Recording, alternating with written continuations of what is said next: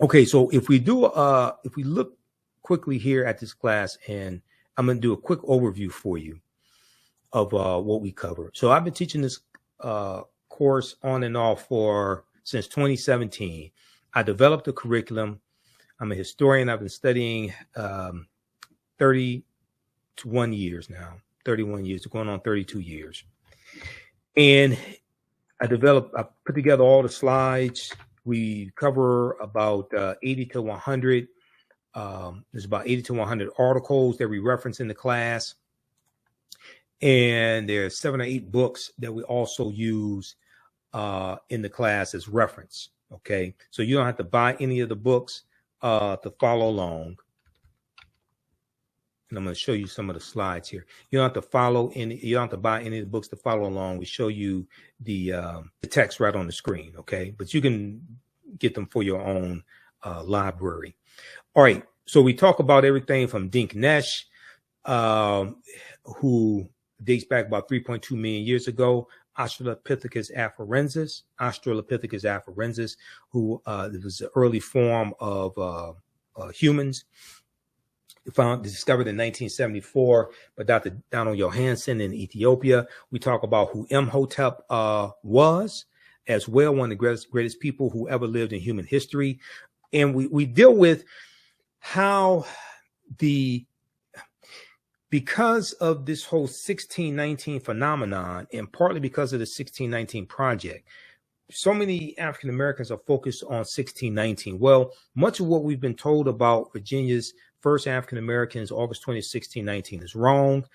Number one. Number two, Africans were here in this land we call the United States of America, going back tens of thousands of years. These weren't the first African people here. And our history does not start in slavery in the land we call the United States of America, or what many Native Americans call Turtle Island. Now, also going back to 1526 in the South Carolina, Georgia area, you had the Spanish who took 100 Africans into that South Carolina, Georgia area. Those Africans are going to overthrow their oppressors. That was Louis de Alon, who wanted to set up a settlement there. And they're going to go live with the Native Americans. They overthrow their oppressors. There's an article from Washington Post. Before 1619, there was 1526, the mystery of the first enslaved Africans and what became the United States. Okay. So we go through and look at this history chronologically. All right. And we deal with the African presence in the Americas going back at least 51,700 years ago, and the research from Dr. David Imhotep in his book, The First Americans Were Africans, Documented Evidence. We look at the discovery from Dr. Albert Goodyear in 2004 in Allendale County, South Carolina. And Dr. Albert Goodyear, who's an archaeologist at the University of South Carolina, they found 13 different pieces of evidence, 13 different pieces of evidence or types of evidence that thoroughly documented an African presence in this country going back at least 51,700 years ago. They found artifacts, architecture, campsites, carvings, Egyptian writings, footprints in lava, genetic M174D haploid groups dealing with DNA and genetics. They found linguistics, paintings, skulls, skeletons, structures, and tools. They found 13 different types of evidence, thoroughly documenting an African presence dating back at least 51,700 years ago. So this doesn't mean that the transatlantic slave trade did not happen. It just means that African people were here for tens of thousands of years before the transatlantic slave trade happened, and it started with the Portuguese in 1441. Okay, going into the area that's modern-day Mauritania. This is a picture of Dr. Albert Goodyear. This article is from November 18, 2004, ScienceDaily.com. New evidence puts man in North America 50,000 years ago. And it talks about his discovery. And the evidence was from the Khoisan. Okay, the Khoisan have the oldest DNA on the planet. They're the ancestors to the Ainu and the Twa. They come from Southern Africa, an October 2012 genetic study published in Science magazine found that the Khoisan in southern Africa are the oldest ethnic group of modern humans, with their ancestral line originating about 100,000 years ago at least. The Khoisan, formerly called by the derogatory term Bushmen, are genetically unique, and no other currently known population had separated so early from our common modern human ancestor, according to the report. Now, here are two Khoisan women. They're the short-statured Africans, okay, the ancestors to the Ainua and the Twa. Now, the Khoisan live mainly in southern Africa, in territory spanning Botswana, Namibia, Angola, Zambia, Zimbabwe, and South Africa. They are largely divided into two groups: hunters and gatherers, or the Sans people, and keepers of the livestock, called the Khoi people. Now, Sarah Baartman, or Sartije, Hottentot Venus, as she was derisively called, who was sold to a freak show in the early 1800s in England and traveled throughout England and in France. She was Khoisan. She was Khoi, okay? The Khoisan languages include the distinctive click sounds that aren't found in the languages of their neighbors. There was an article from AtlantaBlackStar.com called 5 Ethnic Groups That Prove That the First Humans Were Black. Okay, now we talked about Sarah Baartman in our class on this past Saturday, okay, July 8th. So as soon as you register for the class and visit our website, theafricanhistorynetwork.com, you can watch that full 2-hour class. We do the sessions live. All the sessions are archived and recorded, and you can go back and watch it anytime. So even after the 12-week online course is over with, you still have full access to the class. All right, so we talked about Sarah Baartman, and we talked about there's an article from, there's one from blackpast.org. There's also information from the BBC. I was looking at articles from the BBC as well on Sarah Baartman also. The one from the BBC is called The Significance of Sarah Baartman, the significance of Sarah Baartman. And it has drawings of her because photography, she dies in about 1815. So photographic camera, that wasn't invented till the late 1820s by John daguerreotype. Okay, the daguerreotype camera. If we look at this here, let's see.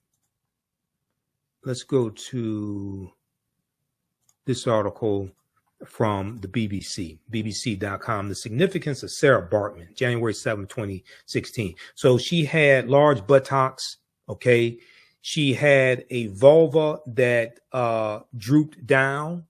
And when she died, her sexual organs were put on display in the Paris Museum, okay? When she died, she dies in 1815.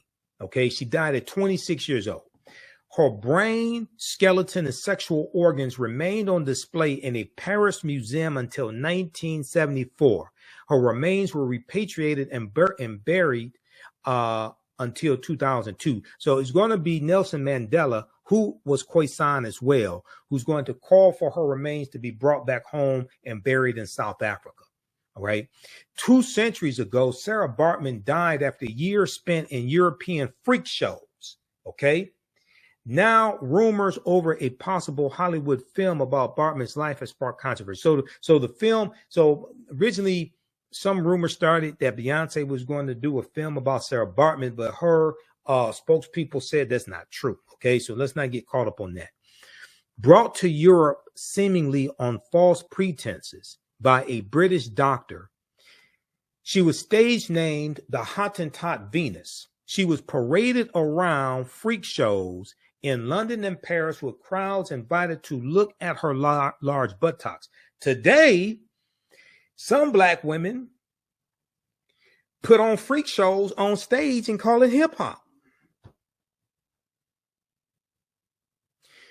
Today, Sarah Baartman is seen as by many as the epitome of colonial exploitation and racism, the epitome of colonial exploitation and racism, of the ridicule and commodification of Black people, or the commodification of the sexuality of Black people, of African people.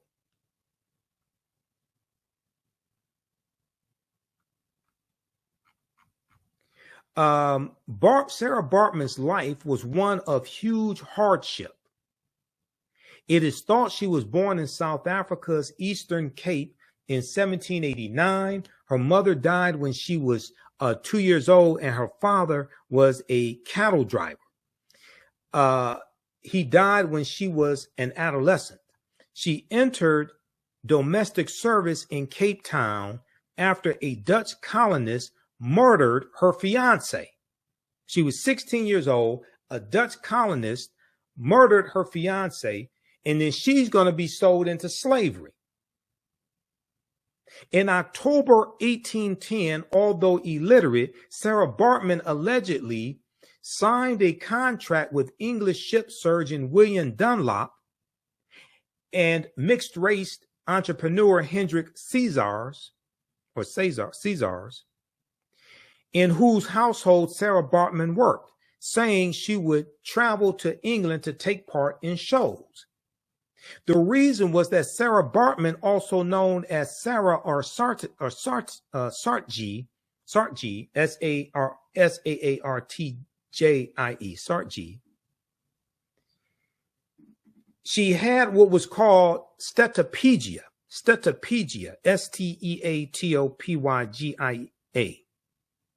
And this resulted in extremely protuberant buttocks due to a buildup of fat. She had very large buttocks that white people made fun of and pointed at and jeered at. She also had very large breasts, and they were fascinated with the skin on the outside of her vagina as well. So we see the sexual commodification of African women. These made her a case of fascination when she was exhibited at a venue in London's Piccadilly Circus after her arrival. Quote, "You have to remember that at the time it was highly fashionable and desirable for women to have large bottoms.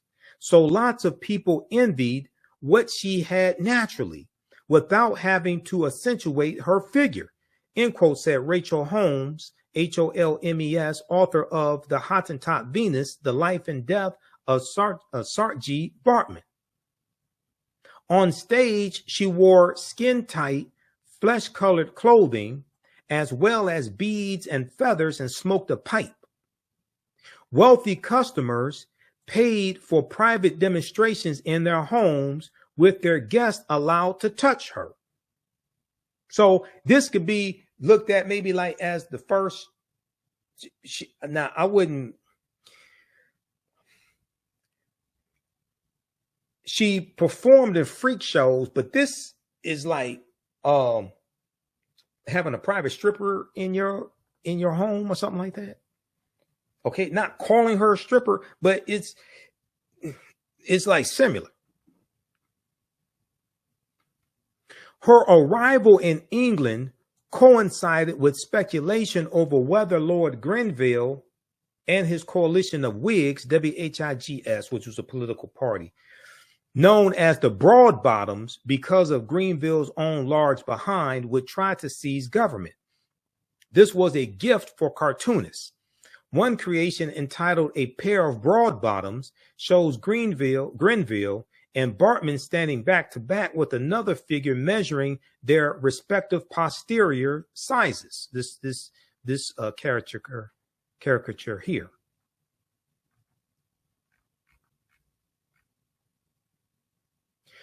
Sarah Baartman's promoters nicknamed her the Hottentot Venus, with Hottentot now seen as derogatory, then being used in Dutch to describe the Khoi and San people that we described are the oldest people on the face of the earth, the Khoisan. they together make up the peoples known as the Khoisan. And there's evidence of them being here in the U.S. going back at least 51,700 years ago, which is the discovery that Dr. Albert Goodyear made in 2004 in Allendale County, South Carolina, which Dr. David Imhotep documents in his book, The First Americans Were Africans, Documented Evidence. That's one of the books we use in our class. And I've interviewed Dr. David Imhotep about 13 times. He's a friend of mine. The British Empire had abolished the slave trade in 1807. Now, they got involved in 1562. They abolished it after being involved something like 274 years, something like that. Because they allowed it, you could still own African slaves up until 1833. So they were involved for something like 274 years. They want credit for ending it. Why did you get involved in 1562 with Sir John Hawkins and the good ship Jesus? That's my question. You don't get credit for something that you allowed to go on for 274 years. Now you want a pat on the back. Even so, campaigners were appalled at Sarah Baartman's treatment in London. Her employers were prosecuted for holding Sarah Baartman against her will, but not convicted, with Sarah Baartman herself testifying in their favor in court, because there was a court case. The abolitionists were trying to get her freed. And her owner produced a signed contract, even though she was illiterate, saying, you know, hey, she agreed to this.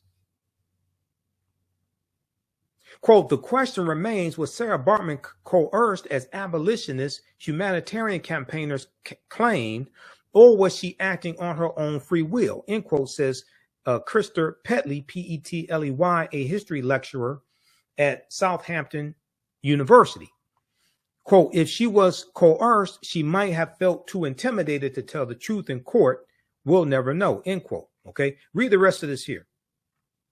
Okay, she dies 26. There are reports that she became a prostitute as well. She drank and smoked heavily, and according to Holmes, was probably prostituted by him. Okay.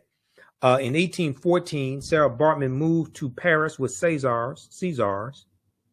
She became a celebrity once more, drinking at the Café de Paris and attending society parties. Caesars returned to South Africa, and Sarah Baartman came under the influence of an animal exhibitor, quote unquote, animal exhibitor with the stage name Raux, R-E-A-U-X. She drank and smoked heavily, and according to Holmes, was probably prostituted by Raux, but prostituted by that have been Caesars, probably prostituted by Caesars. Sarah Baartman agreed to be studied and painted by a group of scientists and artists, but refused to appear fully naked before them, arguing that this was beneath her dignity. She had never done this in one of her shows. This period was the beginning of the study of what became known as racial science, says Holmes. Now, Sarah Baartman died at age 26. The cause was described as inflammatory and eruptive disease. It's since been suggested this was a result of pneumonia, syphilis, or alcoholism. Read the rest of this article. We talked about her in our class on Sunday. Okay. Ancient Egypt, the Moors, and the Ma'afa understand the transatlantic slave trade. Read this article, The Significance of Sarah Baartman. This is from BBC.com. Okay, now, so we get deep into this history. It's a 12-week online course. We deal with thousands of years of history. It's about 24 hours of course content, maybe more, because I also include interviews I've done with some of our scholars as well. Renoko Rashidi, Dr. Francis Cress Wilson, Anthony Browder, Dr. David Imhotep. We include interviews I've done with them also. All right, now let's go back to the PowerPoint presentation. These are some of the actual slides from the class. Visit our website, theafricanhistorynetwork.com, theafricanhistorynetwork.com, and you can register for this online course. So we look at numerous archaeological discoveries that have come out in about the last 15 years that are causing us to rethink everything. And When these discoveries come out, they're causing the scientists and anthropologists, etc., to push the timelines back. Okay, this discovery here that dealt with stone tools found on the Greek island of Crete that date back at least 130,000 years ago, but Crete has been an island for more than 5 million years. So the archaeologists are saying this is good evidence of early seafaring in the Mediterranean, and this would have been done by African people. These were the only people on the face of the earth, okay, dating back 130,000 years ago. This article on Crete, new evidence of very ancient mariners. This is from the New York Times, February 15th, 2010. We look at discoveries like the discovery of the lost city of Egypt, Tanis Heraklion. There are 2 lost cities of Egypt that we look at, Tanis Heraklion, but also Dazzling Aten, which was discovered a couple of years ago, about 2021. Dazzling Aten is another lost city of Egypt. This article here from Yahoo News, April 30th, 2013, sunken Egyptian city reveals 1,200-year-old secrets. And the UK publication, The Telegraph, reports that 150 feet beneath the surface of Egypt's Bay of Abu Qir, they found 64 ships, 16-foot tall statues, 700 anchors, countless gold coins, and smaller artifacts. Frank Gaudillo was the lead archaeologist on this expedition. He estimates that Tanis Heraklion was built around 8th century BCE, before the Common Era. So these are some of the statues that they found buried at the bottom of the sea. All right. And this documents this African presence. So we get into understanding what culture is. We look at the co-op systems that African people had, African Americans had here in America, like the Color Merchants Association, Free African Society. We look at some of our history in cooperative economics, because this is coming back in favor again. There's an article from abcnews.com, Mutual Aid Networks Find Roots in Communities of Color. Mutual Aid Networks Find Roots in Communities of Color. And then also there was a piece from the Vice.com, and they interviewed Dr. Jessica Gordon-Nemhard, how Black co-ops can fight institutional racism. How Black co-ops can fight institutional racism. This is from Vice.com, August 9th, 2016.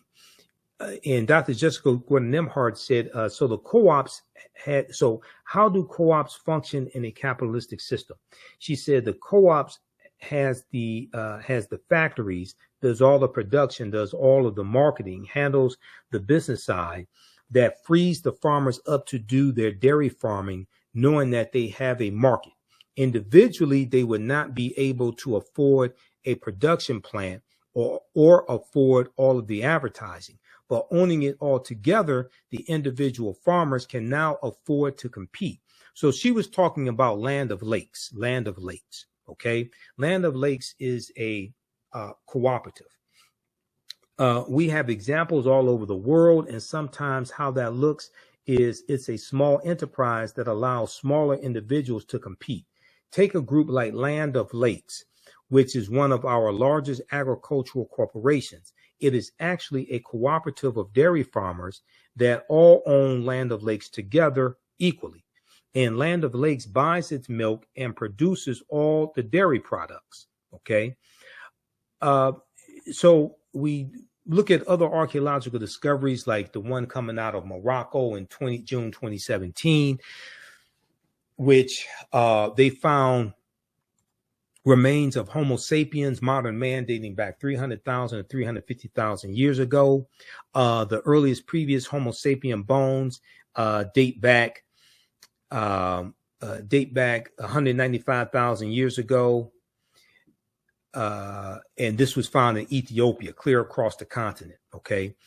And once again, when these discoveries take place, they're causing the archaeologists, the paleontologists, the scientists to push the timelines back and realize that all of this is older than we thought. There was the discovery from April 26, 2017, mastodon bone findings could upend our understanding of human history. Okay. And paleontologists in California dug up 130,000-year-old mastodon, a 130,000-year-old mastodon skeleton that, according to paleontologists, looks like it was smashed apart by humans.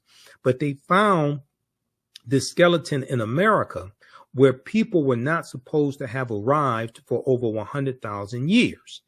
Okay, so the Clovis culture, which dates back to about 13,000 BC or so in Clovis, New Mexico, is said to be the oldest settlement or oldest evidence of humans here in America, and that's of Native Americans. Now, when this article came out from NBC News and other news outlets had reporting on this discovery, I sent this to Dr. David Imhotep, and we discussed it because if this is true, and if humans did break apart this mastodon skeleton 130,000 years ago, well, this confirms this African presence here going back tens of thousands of years, even before Native Americans existed.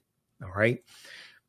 So we talk about the Olmecs and the Mandinka Egyptian Olmec connection, because the Olmecs, which are in Mexico, which were in Mexico, going back to about 1500 BC or so, around that period of time, this was a mixture of this was a mixture of ancient Egyptians, the Mandinka from West Africa, and Native Americans.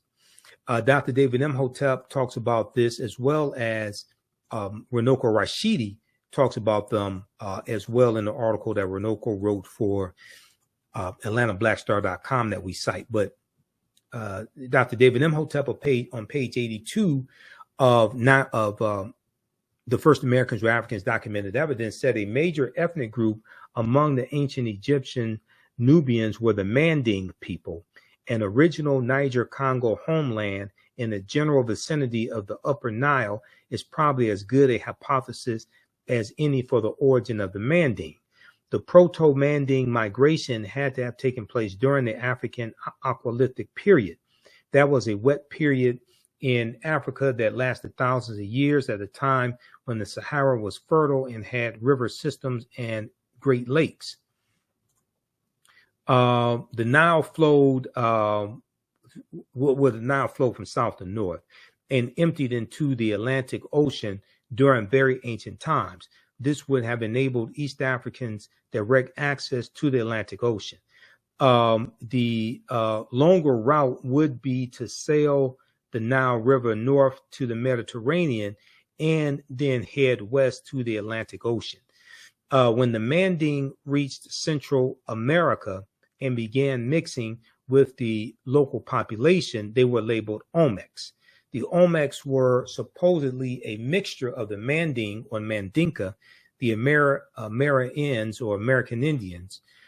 Do not forget that the Manding made up the base of the Olmecs, so the Egyptians, the Manding, and the base of the Olmecs are related to each other. That's from page 82 of the First Americans or Africans Documented Evidence.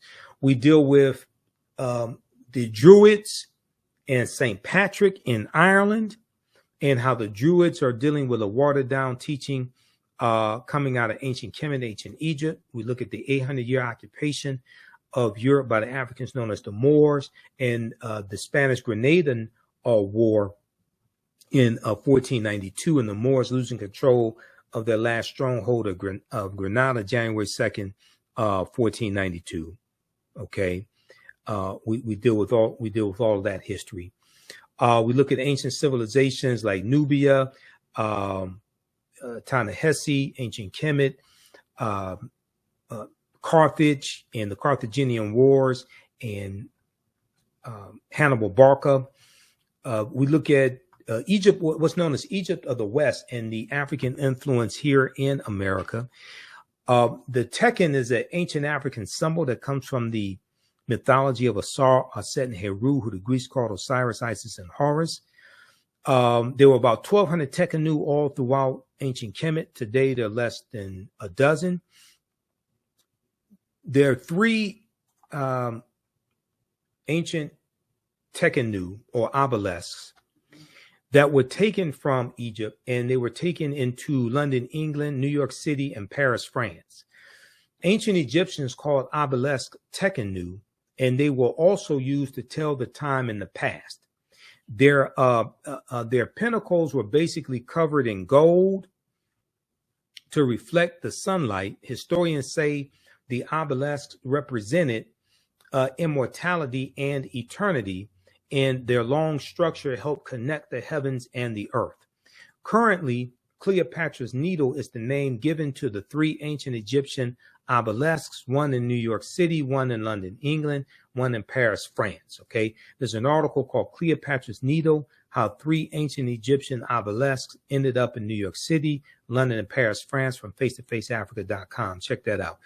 So we talk about the first Holy Trinity of Asar, Auset, and Heru. Some of this information may go outside the circumference of your own awareness. Just because you never heard it before, disagree with it, does not mean it's not true. It just means you have to do some research to understand what I'm talking about. The Greeks called them Osiris, Isis, and Horus. There were approximately 1,200 Tekhen built in ancient Kemet in ancient times, but only about a dozen are found in Egypt today. Many of the Tekhen removed from Egypt are now in Istanbul, Turkey, London, England, Paris, France, Berlin, Germany, New York, Rome, Italy, and Vatican City, and elsewhere throughout the world. The Tekhen are now called obelisks by their new owners, and few people know their origin or that they symbolize the resurrection of the African king Asar, who the Greeks called Osiris. Read page 17 of Egypt on the Potomac by Tony Browder. And I just interviewed Tony Browder in April of 2023. We talked about why Nile Valley civilization history is so important. Now, the word Mason, M-A-S-O-N, is derived from the Latin words mass and sun. Mason means child of light and expresses the desire to pursue light, which is a metaphor for the sun, which symbolizes knowledge. The term child of light, or sons and daughters of light, was first used to identify students who had completed 42 years of study in the temples of ancient Kemet, ancient Egypt. Many Masonic temples were modeled after the temples of ancient Kemet, places where light or knowledge was imparted in a series of steps or degrees. So the book Egypt on the Potomac by Tony Browder is one of the books we use in the class as well. We also use Nile Valley Contributions to Civilization as well. We use that also. Okay. Nile Valley Contributions to Civilization, Egypt on the Potomac. We use one of Renoko Rashidi's books, Black Star, The African Presence in Early Europe. So you don't have to buy any of these books. We show you the text right on the screen, okay, for most of these books. You can get them for your own personal library if you want to, but you don't have to feel the need to purchase the books just to follow along in class. All right, now let's continue here. Masonic temples are, so the concept of going to an institution of higher learning and getting your credentials in a series of steps or degrees, that comes out of the Nile Valley region of Africa. That comes out of ancient Kemet in the Nile Valley region of Africa. That comes from us. All right. So oftentimes when I hear people say, well, college is not for me and things like this, I mean, we created the first institutions of higher learning that modern colleges are patterned after and influenced by. And then when we look at the universities that existed in Europe, University of Toledo, University of Barcelona, University of Salamanca in Spain, they're going to be either built by African Moors or heavily influenced by the teachings of the Moors. And a lot of their first professors are going to be African Moors also. Now, Masonic temples are considered houses of light or temples of learning. The term Mason or child of light is a direct reference to the highest degree of the Kemetic education system. The 33 degrees of instruction within Freemasonry represent a fraction of the 360 degrees of instruction that comprised the Kemetic system of education. Yet with less than 10% of the wisdom of ancient Kemet, Freemasons have held positions of influence and power throughout the world for over 200 years. Read page 33 of Egypt on the Potomac by Tony Browder. So we deal with going from the virgin Auset, who gives birth to the baby Heru on December 25th, to the worship of the Black Madonna Child, which was worshipped all throughout Europe. The Black Madonna Child was worshipped all throughout Europe.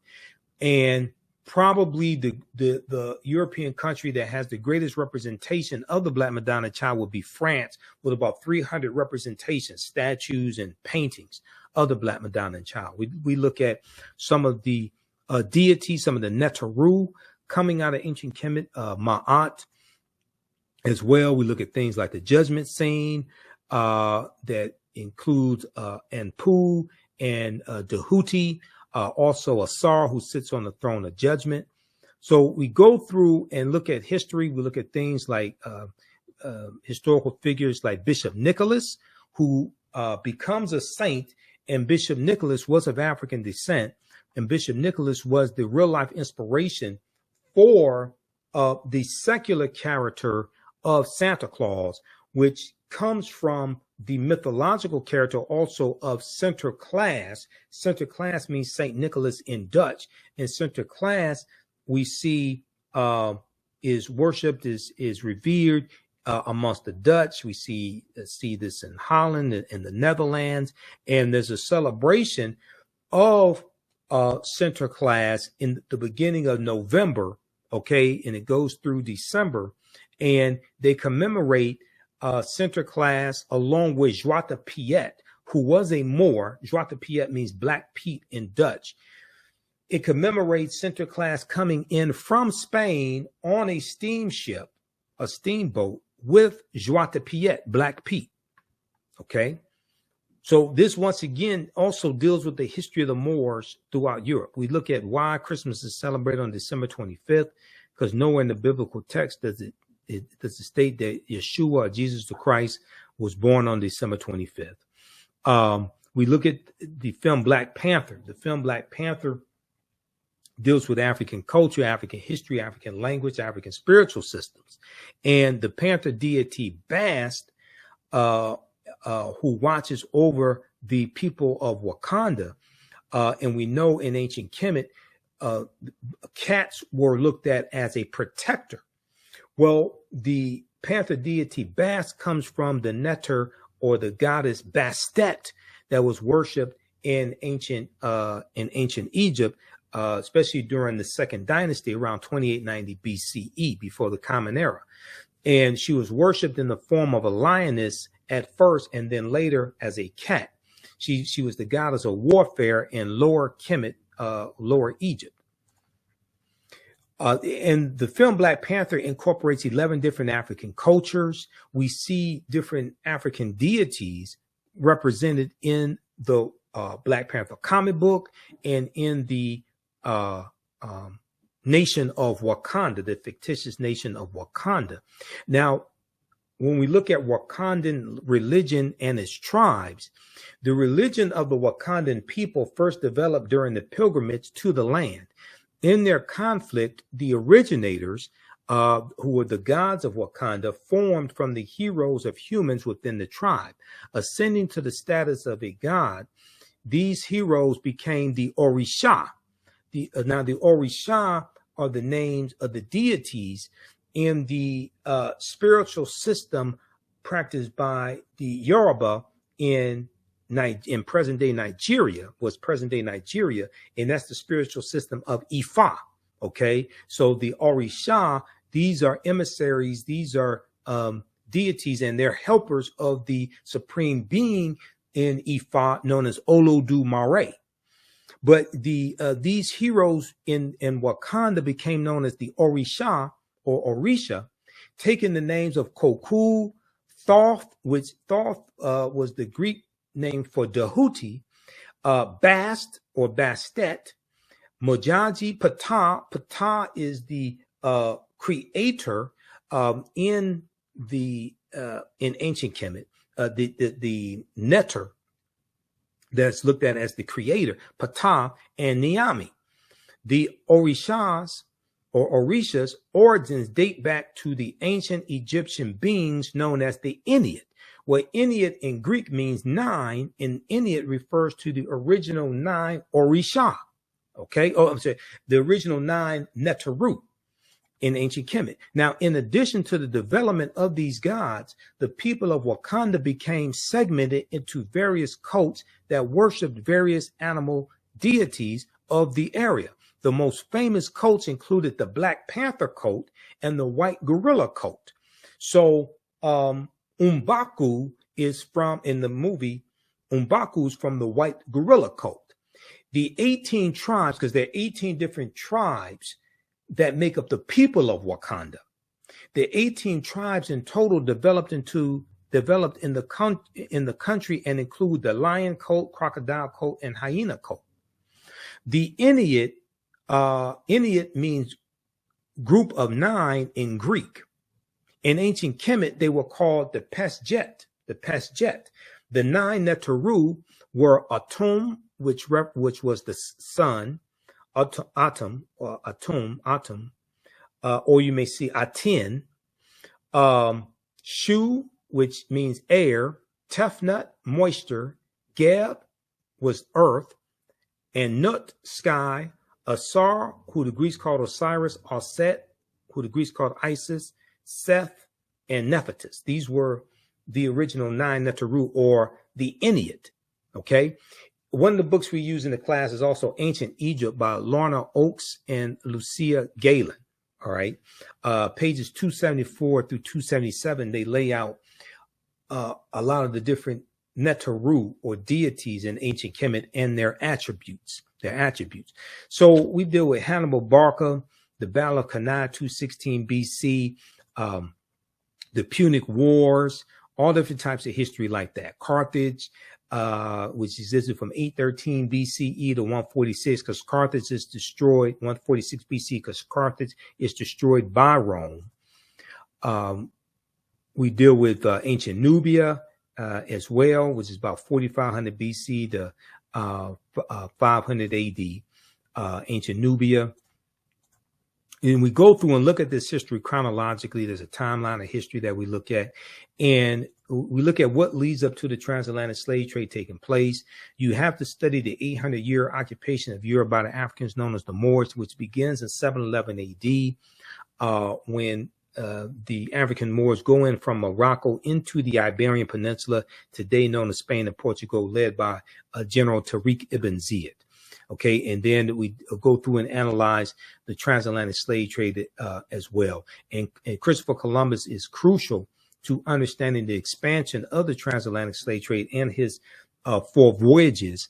And he set sail August 3rd, 1492 on the Nina, the Pinta, and the Santa Maria. And this is the same year, some months after the African Moors are expelled. Okay, they lose control of their last stronghold, which was Granada, January 2nd, 1492. African slaves were first brought to the New World shortly after its discovery or uncovery and colonization by Christopher Columbus. And they could be found, Africans could be found on the island of Hispaniola, a site of present-day Haiti, as early as 1501. Upon his arrival in the Bahamas, he lands in the Bahamas October 12, 1492. Columbus himself captured 7 of the natives for, quote unquote, their education on his return to Spain. However, the slave trade proper, according to a lot of sources, they look at the slave trade, what they call the slave trade proper, beginning in 1518, when the first direct black cargo from Africa landed in the West Indies. Now, that's referring to the Asiento de Negros, signed by King Charles V of Spain, August of 1518, which gave a license to slave trading nations and slave trading countries to provide Spanish colonies and Spain with enslaved Africans. Now, the importation of African slaves to work in the Americas was the inspiration of the Spanish bishop Bartolomé de las Casas, whose support of black slavery was motivated by humanitarian concerns. Bartolomé de las Casas argued that the enslavement of Africans and even some whites proving that in the early period, slavery did not operate according to exclusive racial demarcations. He argued that enslaving Africans as opposed to Native Americans would save the indigenous American Indian populations, which were not only dying out, but engaging in large-scale resistance as they opposed their excessively harsh conditions. As a result, King Charles V, who was then King of Spain, agreed to the Asiento de Negros, or slave trading license. He signed this in August of 1518, which later represented the most coveted prize in European wars, as it gave to those who possessed it a monopoly in slave trafficking. Now, the widespread expansion of the oceanic slave trade can be attributed to the enormous labor demanded by sugarcane, one of the first and most successful agricultural crops to be cultivated by African slaves. The earliest lucrative Spanish sugar plantations were in the Caribbean and West Indies on the islands of Haiti, Cuba, and Jamaica, while Portugal controlled large areas of Brazil. However, Spanish and Portuguese domination of the slave trade was soon challenged by other Europeans, including the British. One of the earliest adventurers, Sir John Hawkins, undertook his first voyage between 1562 and 1563 as a direct consequence of his gains and was knighted by Queen Elizabeth I. Okay, so this is just a sample of the type of information we get deep into in this 12-week online course that I teach called Ancient Kemet, the Moors, and the Ma'afa, Understanding the Transatlantic Slave Trade, what they didn't teach you in school. Okay, so I do a PowerPoint presentation. We have book references, articles, video clips, all of this. I share excerpts of interviews I've done with the historian, with the scholars as well. You can, if you learned anything from this broadcast, from this brief preview, register for the 12-week online course at our website, theafricanhistorynetwork.com, theafricanhistorynetwork.com. As soon as you register, you can start watching content. Our next class is Saturday, July 15th, 2023, 2 p.m. to 4 p.m. Eastern Standard Time. You do not have to be in class live. You don't have to be in class when we're live. We do the sessions live, then all the sessions are archived. So, because we record all the sessions.